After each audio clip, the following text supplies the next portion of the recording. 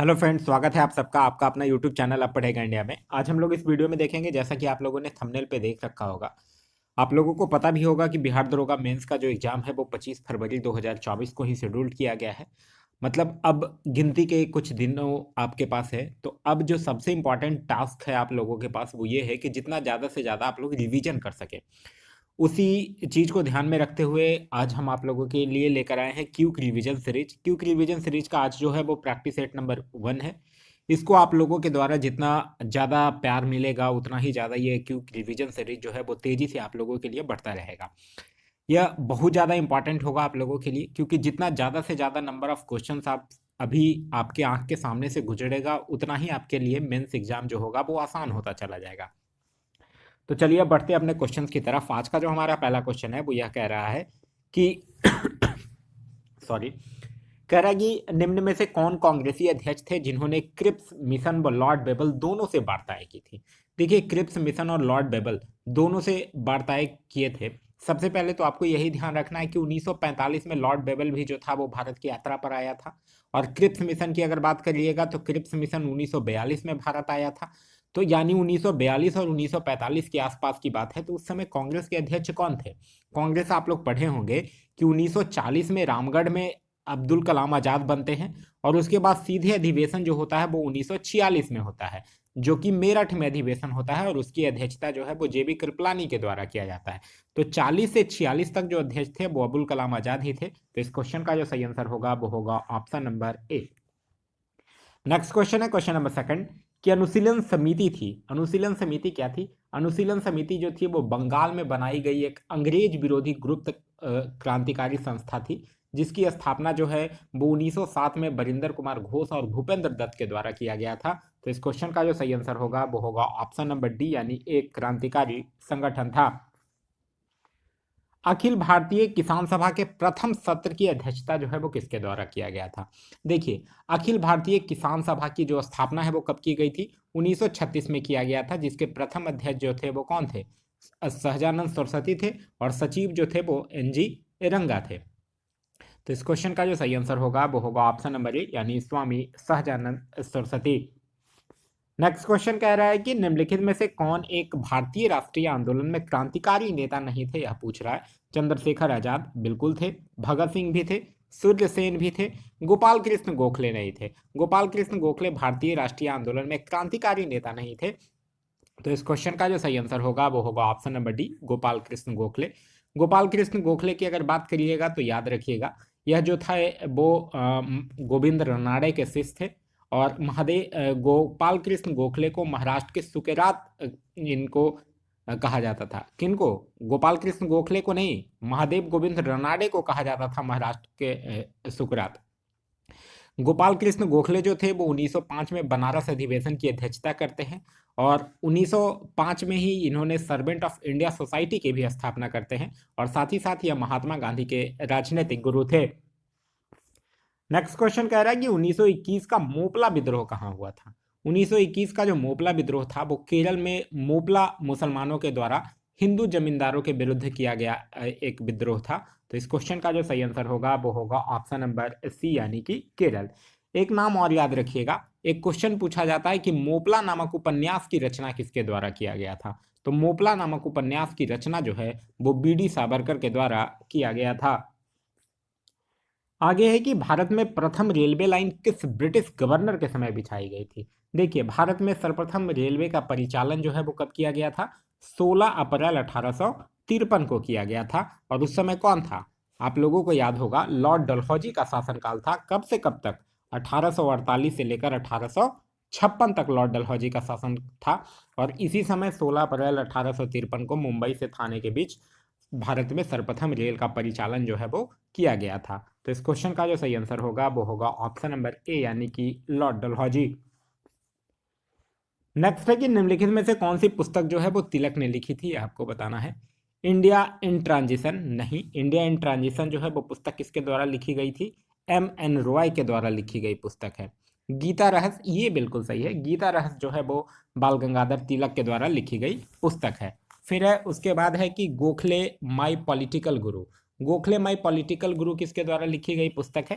यह जो है वो महात्मा गांधी जी के द्वारा लिखी गई पुस्तक है।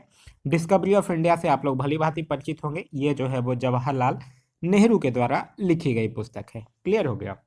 तो इस क्वेश्चन का जो सही आंसर होगा वो होगा ऑप्शन नंबर बी, यानी कि गीता रहस्य। आगे है कि अलाउद्दीन खिलजी के आक्रमण के समय देवगिरी का शासक कौन था। अलाउद्दीन खिलजी के समय जब आक्रमण करता है तो उस समय देवगिरी का जो शासक था वो था रामचंद्र देव। तो इस क्वेश्चन का जो सही आंसर होगा वो होगा ऑप्शन नंबर बी, यानी रामचंद्र देव। आप लोग पढ़े होंगे कि 1306 ईस्वी में अलाउद्दीन खिलजी जो था वो मलिक काफूर के नेतृत्व में देवगिरी के विरुद्ध जो है वो अभियान छोड़ दिया था। नेक्स्ट क्वेश्चन है क्वेश्चन नंबर 9 कि हल्दी घाटी के युद्ध में महाराणा प्रताप की सेना के सेनापति कौन थे। हल्दी घाटी का युद्ध कब होता है? 1576 में होता है। महाराणा प्रताप और अकबर के बीच लड़ा गया है और इस लड़ाई में महाराणा प्रताप का जो सेनापति था वो हकीम खान था, और अगर अकबर का सेनापति आप लोग से पूछ ले तो वो मान सिंह था। यहाँ आप लोग महाराणा प्रताप का सेनापति पूछ रहा है तब आंसर हो जाएगा हकीम खान, और अगर यही क्वेश्चन में पूछ लेता कि अकबर का सेनापति तब आपका आंसर हो जाता मान सिंह।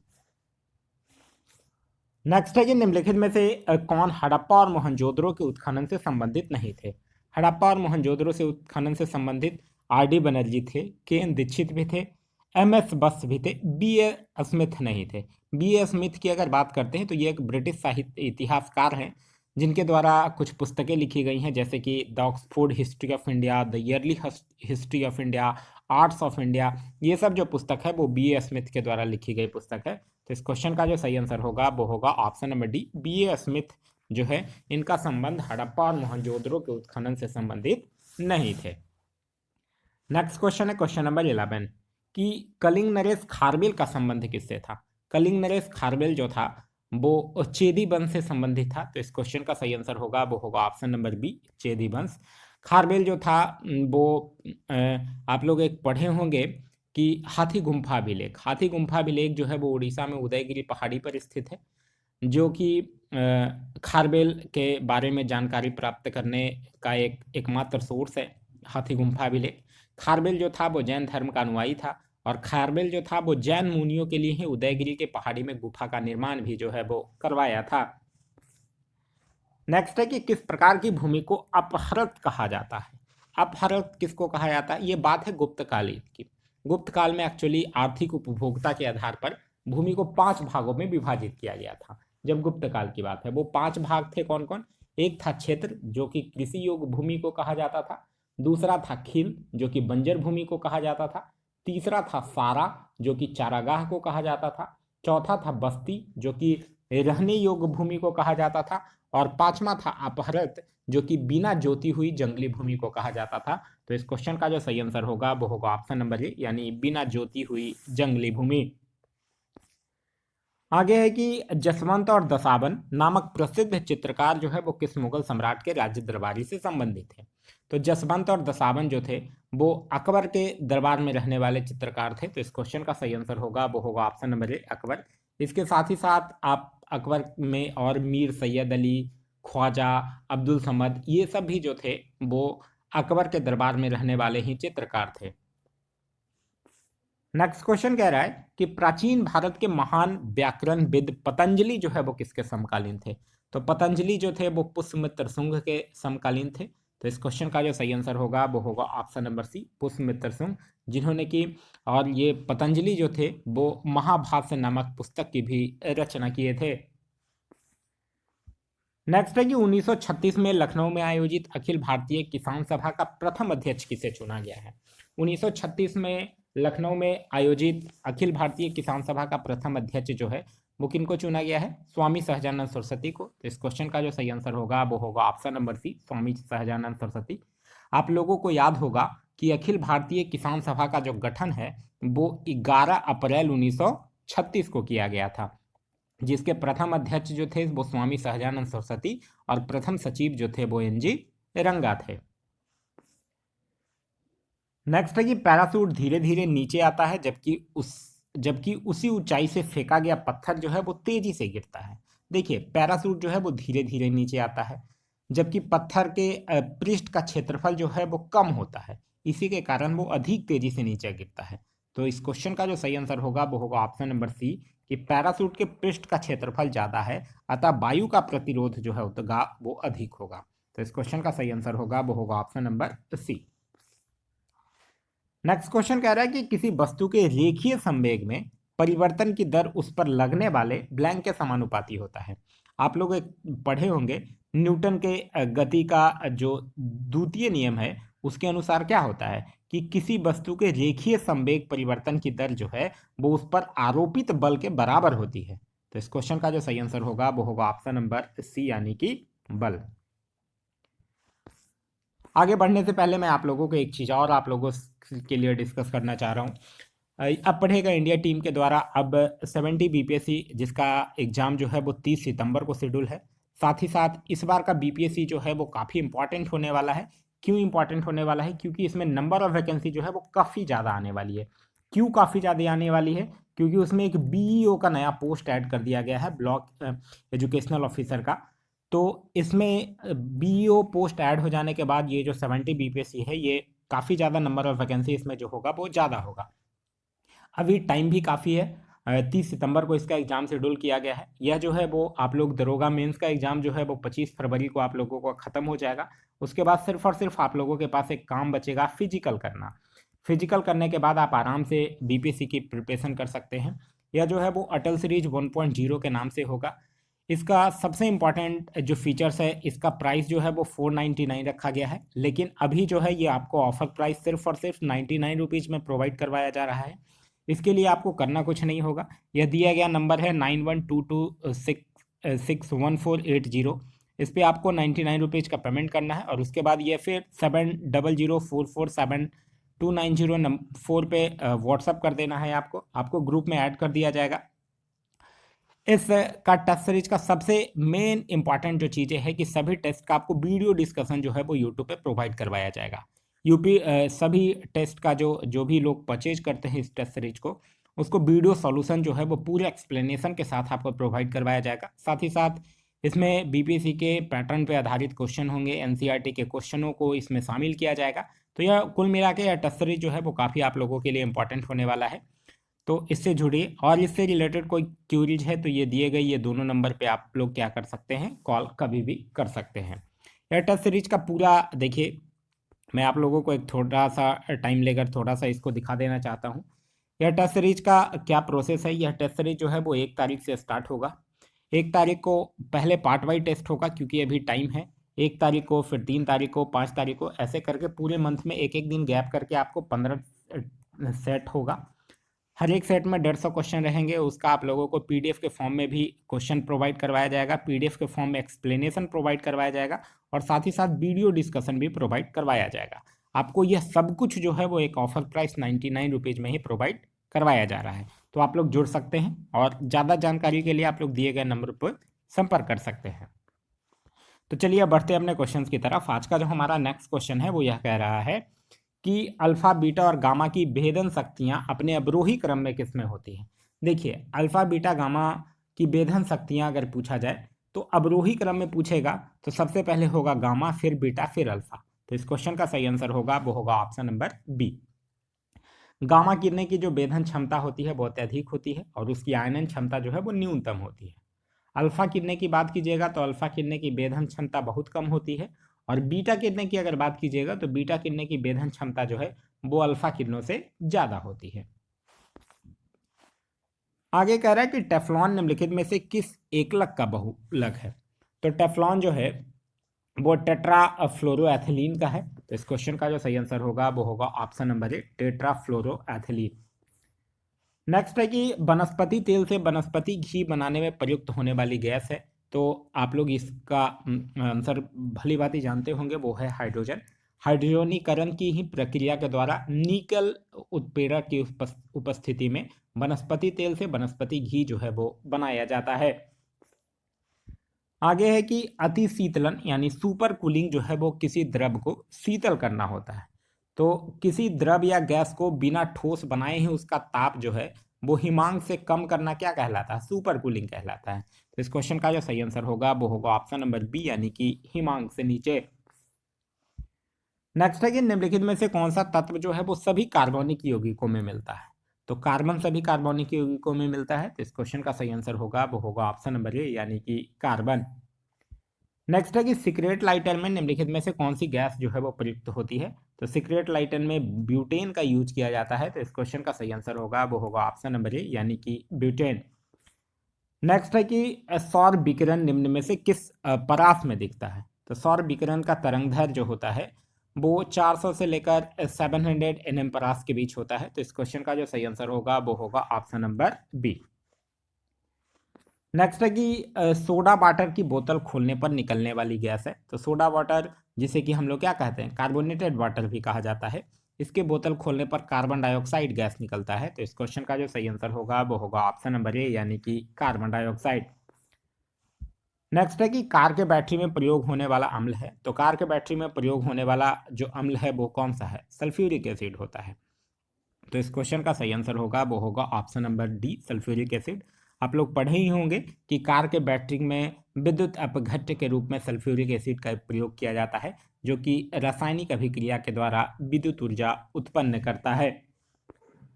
नेक्स्ट है कि सिरके का रासायनिक नाम क्या है। तो सिरके का रासायनिक नाम क्या होता है, एसेटिक एसिड यानी CH3COOH। तो इस क्वेश्चन का सही आंसर होगा वो होगा ऑप्शन नंबर सी यानी कि एसेटिक अम्ल।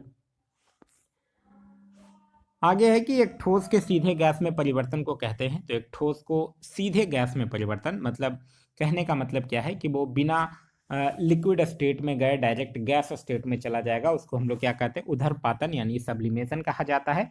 तो इस क्वेश्चन का सही आंसर होगा वो होगा ऑप्शन नंबर ए यानी कि सब्लिमेशन।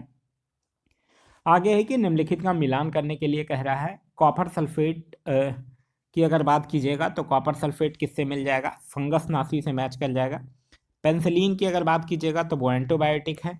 यूरिया की अगर बात कीजिएगा तो वो उर्वरक है। और मेलाथियन की अगर बात कीजिएगा तो वो एक कीटनाशी है। क्लियर है। तो इस तरह से मैच करने के बाद आपका जो सही आंसर होगा वो होगा option number C. Next question कह रहा है कि मानव तंत्र में इंसुलिन किसका चयापचय मेटाबॉलिज्म नियंत्रित करता है। तो इंसुलिन जो है वो कार्बोहाइड्रेट का मेटाबॉलिज्म जो है वो नियंत्रित करता है, तो इस क्वेश्चन का सही आंसर होगा वो होगा ऑप्शन नंबर बी। याद रखिएगा इंसुलिन जो है वो अग्नाशय के एक भाग लैंगरहैंस की दीपिका के बीटा कोशिकाओं के द्वारा स्रावित होता है। नेक्स्ट है कि एक हाइड्रोकार्बन जिसमें कार्बन के दो परमाणु द्विबंध द्वारा जुड़े हों क्या कहलाता है। तो उसको क्या कहा जाता है, एल्कीन कहा जाता है। तो इस क्वेश्चन का जो सही आंसर होगा वो होगा ऑप्शन नंबर बी एल्कीन कहा जाता है।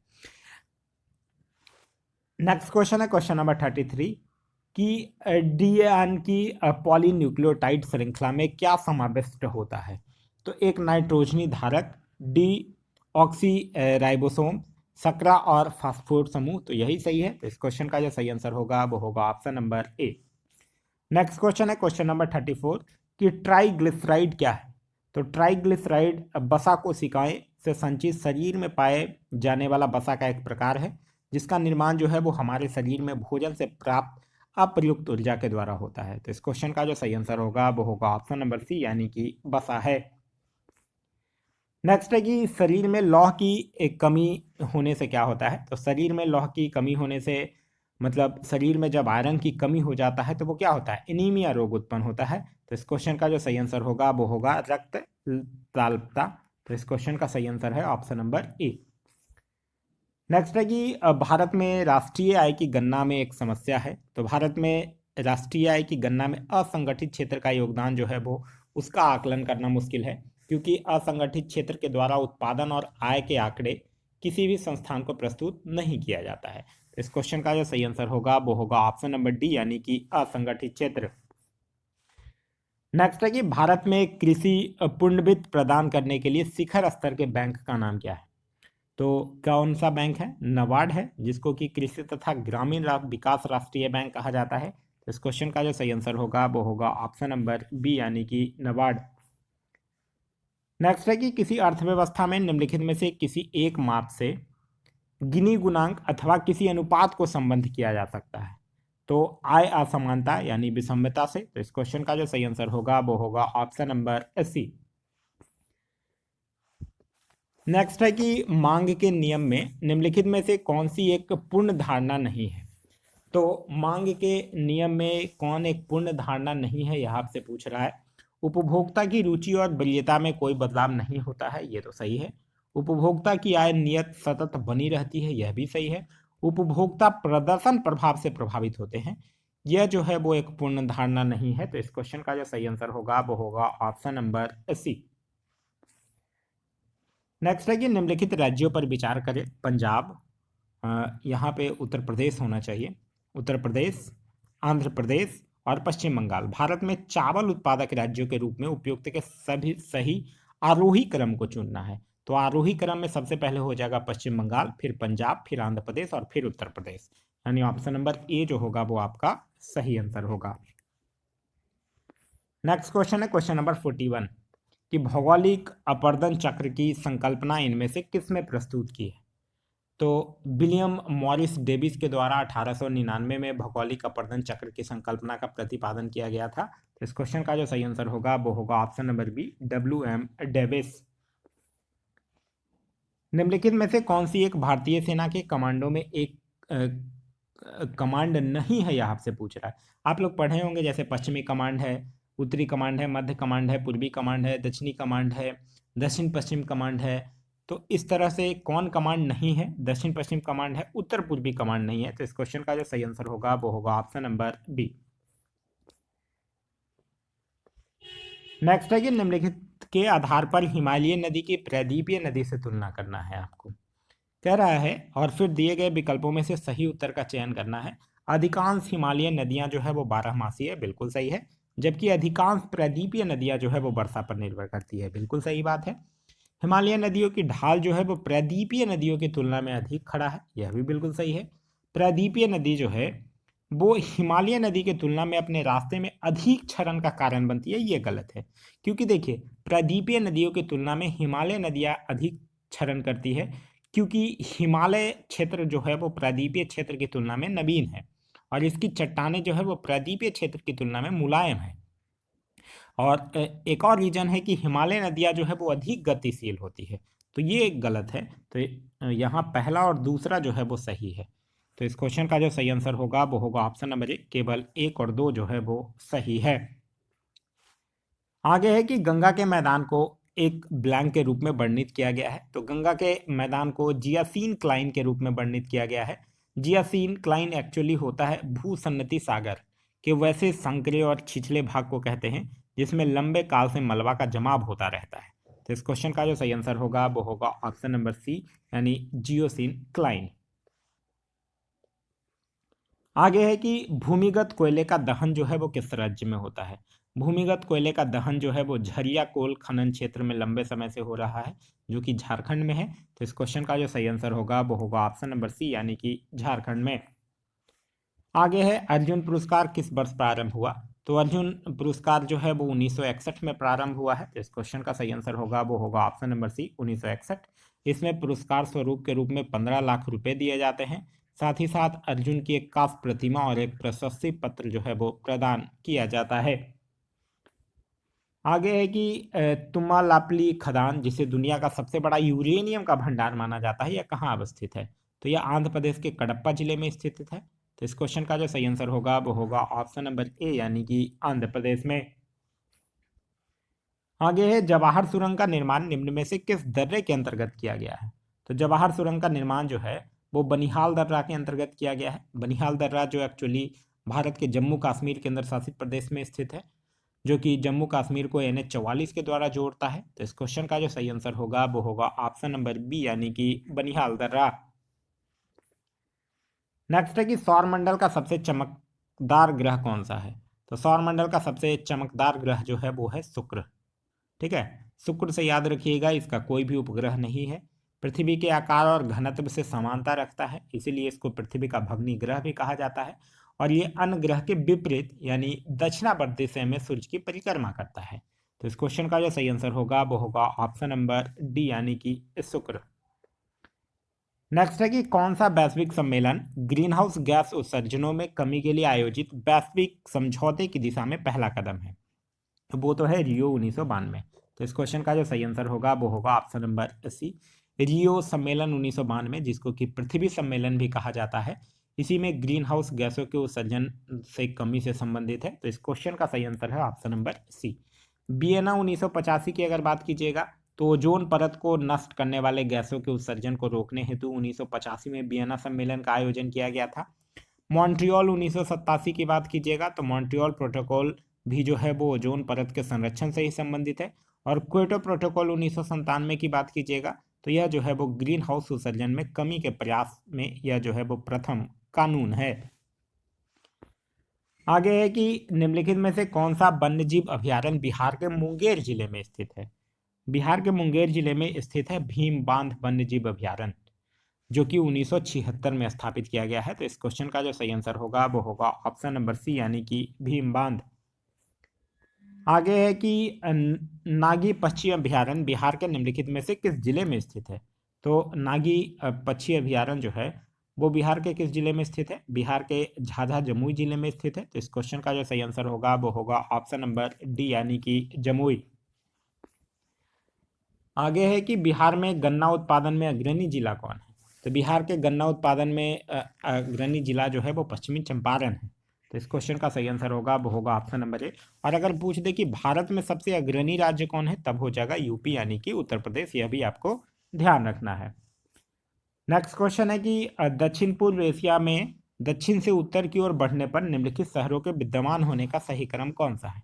तो दक्षिण पूर्व एशिया में अगर आप दक्षिण से उत्तर की ओर बढ़ते हैं तब कौन होगा। सबसे पहले होगा जाकर्ता, फिर होगा सिंगापुर, फिर होगा बैंकॉक और फिर होगा हनोई। तो यानी ऑप्शन नंबर सी जो होगा वो आपका सही आंसर होगा। नेक्स्ट है कि निम्न में से किस क्षेत्र में भूमध्य सागरीय जलवायु जो है वो प्रचलित नहीं है, यह आपसे पूछ रहा है। मध्य चिली में है, एडिलेड में है, कैपटाउन में भी है, पंपास क्षेत्र में नहीं है, क्योंकि पंपास क्षेत्र में उष्ण जलवायु पाई जाती है। तो इस क्वेश्चन का जो सही आंसर होगा वो होगा ऑप्शन नंबर डी, यानी कि पंपास। आगे है कि निम्नलिखित में से कौन सी जल संधि जो है वो अमेरिका और रूस को अलग करती है। तो अमेरिका और रूस को अलग करती है बेरिंग जल संधि। तो इस क्वेश्चन का सही आंसर होगा वो होगा ऑप्शन नंबर ए, यानी कि बेरिंग जल संधि। आगे है कि चंबल नदी पर राणा प्रताप सागर जल विद्युत परियोजना जो है वो किस राज्य में स्थित है। तो राणा प्रताप सागर जल विद्युत परियोजना जो है वो राजस्थान के चित्तौड़गढ़ जिले में चूड़ा जलप्रपात के समीप बनाया गया है। तो इस क्वेश्चन का जो सही आंसर होगा वो होगा ऑप्शन नंबर बी, यानी कि राजस्थान। निम्नलिखित में से कौन सी मवेशी नस्ल जो है वो राजस्थान की नहीं है, यह आपको बताना है। तो थार पारकर ये है, राठी भी है, मेवाती भी है। यह तीनों जो है वो राजस्थान का नस्ल है, लेकिन हल्लीकर जो है वो नहीं है। हल्लीकर एक्चुअली कर्नाटक में पाए जाने वाली एक गाय की नस्ल है। तो इस क्वेश्चन का जो सही आंसर होगा वो होगा ऑप्शन नंबर सी। आगे है कि निम्नलिखित में से कौन सा एक जर्मनी का कोयला क्षेत्र नहीं है, यह आपको बताना है। रूर घाटी है, सार बेसिन है, अचेन बेसिन है, लोरेन बेसिन नहीं है। लोरेन बेसिन जो है वो फ्रांस का कोयला प्रधान क्षेत्र था। तो इस क्वेश्चन का जो सही आंसर होगा वो होगा ऑप्शन नंबर बी। यह जो है वो फ्रांस का था, लेकिन याद रखिएगा 2004 के बाद से यहाँ कोयला खनन कार्य जो है वो बंद कर दिया गया है। आगे है कि मेघालय का पठार जो है वो किसका विस्तार है, यह आपको बताना है। तो मेघालय का पठार जो है वो परंपरागत रूप से मेघालय पठार जो है वो गारो, खासी और जयंतिया पहाड़ियों में विभाजित है, जो कि प्रायद्वीपीय पठार का एक भाग है। तो इस क्वेश्चन का जो सही आंसर होगा वो होगा ऑप्शन नंबर सी। नेक्स्ट है कि पुंछी आयोग निम्नलिखित में से किससे संबंधित है। तो पुंछी आयोग का गठन जो है वो 2007 में भारत के पूर्व मुख्य न्यायाधीश मदन मोहन पुंछी की अध्यक्षता में किया गया था, और इसका संबंध जो है वो केंद्र राज्य संबंधों से संबंधित है। तो इस क्वेश्चन का सही आंसर होगा वो होगा ऑप्शन नंबर सी, यानी केंद्र राज्य संबंधों से संबंधित है। आगे है 1992 के 73वें संविधान संशोधन अधिनियम के संदर्भ में यह निम्नलिखित में से किसे अनिवार्य आरक्षण प्रदान करता है। तो यह जो 73वां संविधान संशोधन अधिनियम 1992 में जो पारित किया गया था वो फिर जाके 24 अप्रैल 1993 को लागू होता है, जिस दिन हम लोग पंचायती राज दिवस के रूप में मनाते हैं, जो कि 11वीं अनुसूची संविधान में 73वें संविधान संशोधन के द्वारा जोड़ा गया था, जिसमें कि पंचायती राज संस्थानों को कार्य करने के लिए 29 विषय जो है वो प्रदान किया गया था। तो यह जो है वो अनुसूचित जाति, हाँ सही है, अनुसूचित जनजाति यह भी सही है, महिला यह भी सही है, अन्य पिछड़ा वर्ग यह नहीं सही है। तो इस क्वेश्चन का जो सही आंसर होगा वो होगा ऑप्शन नंबर बी, केवल 1, 2 और 3। आगे है भारतीय संविधान में 21वां संविधान संशोधन अधिनियम द्वारा किस भाषा को जोड़ा गया था। देखिए भारतीय संविधान का आप लोग याद रखिएगा भाग 17, ठीक है, भाग 17 और अनुच्छेद 343, इसके अनुसार संघ की राज्यभाषा हिंदी है और लिपि जो है वो देवनागरी है। भारतीय संविधान में वर्तमान में 22 भाषाएं जो है वो शामिल किया गया है। सबसे पहले आप लोगों को याद रखना है 1967 का 21वां संविधान संशोधन के द्वारा सिंधी भाषा को जोड़ा गया, ठीक है।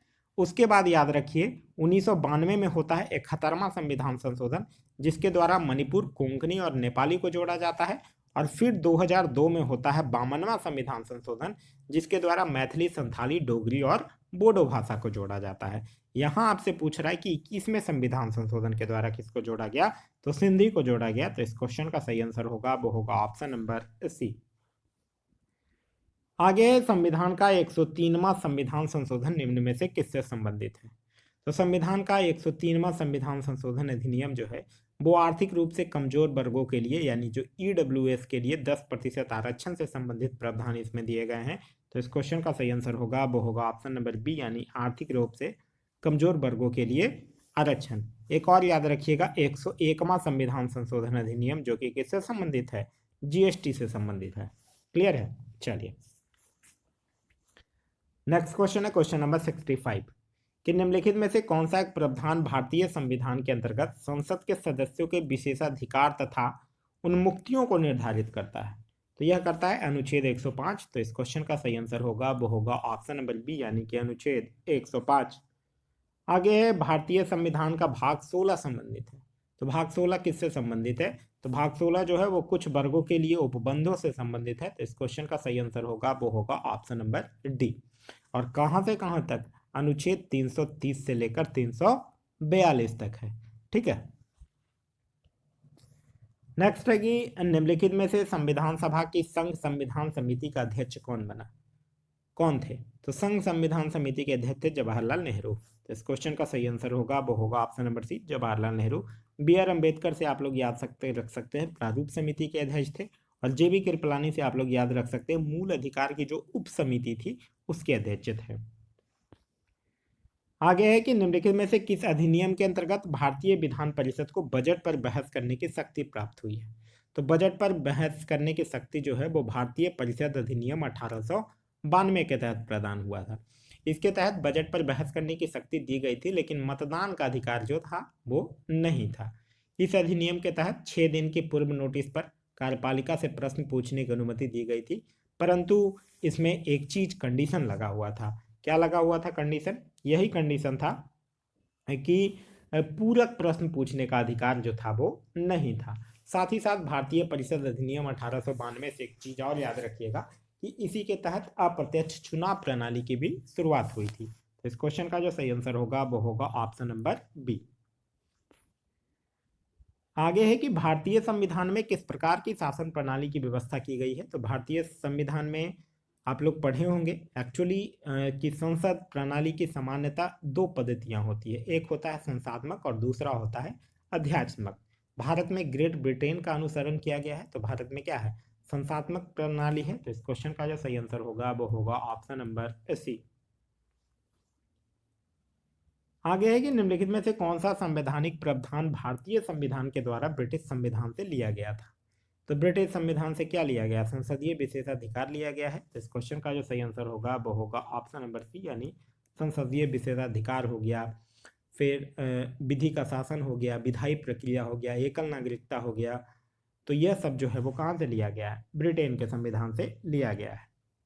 फिर है नवंबर 2023 में संपन्न 5 राज्यों की विधानसभाओं के चुनाव के आधार पर बने मुख्यमंत्रियों के संदर्भ में सही युग्मों पर विचार कीजिए।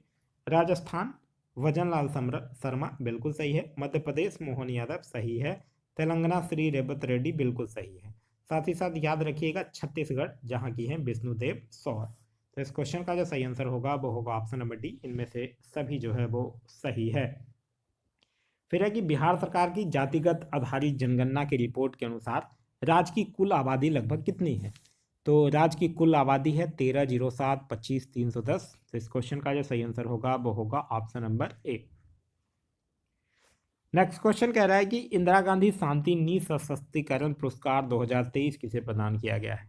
तो यह जो है वो डेनियल बेरेन बोइम और अली अबू अखाद दोनों को दिया गया है। तो इस क्वेश्चन का जो सही आंसर होगा वो होगा ऑप्शन नंबर डी, यह जो है वो दोनों को दिया गया है। आगे है कि हिंदी भाषा के लिए साहित्य अकादमी पुरस्कार 2023 किसे प्रदान किया गया है। हिंदी भाषा के लिए दिया गया है संजीव को, संस्कृत के लिए दिया गया है अरुण कुमार मिश्र को, मैथिली के लिए दिया गया है बासुकी नाथ झा को और अंग्रेजी के लिए दिया गया है नीलम शरण गौड़ को।